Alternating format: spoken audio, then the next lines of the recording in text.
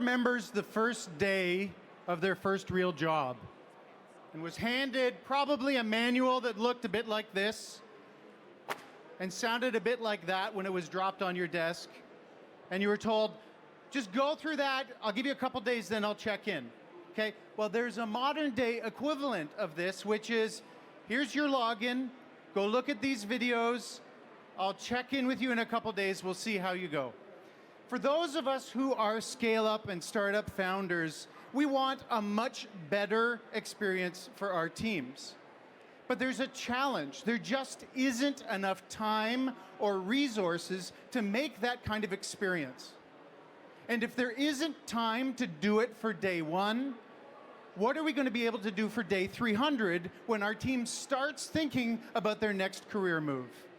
There's an amazing statistic from Forbes, and Rhett, maybe you wrote this article.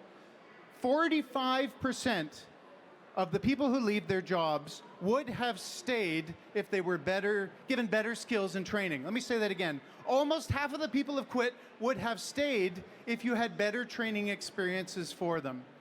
This is a really big deal. But as founders, how do we strike this balance? How do we build engaging, effective, connected learning? We don't have the time or resources to do that. And now all of a sudden, our teams are all distributed. Well, that's what we built Sidekick for.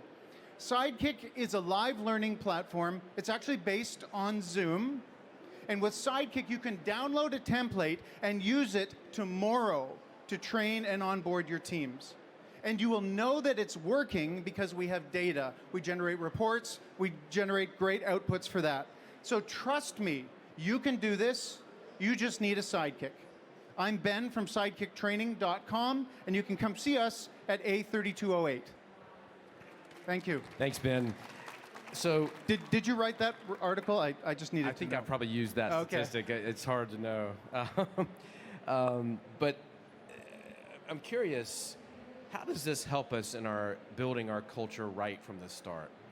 Well, I like to say that you need to start the way that you want to go.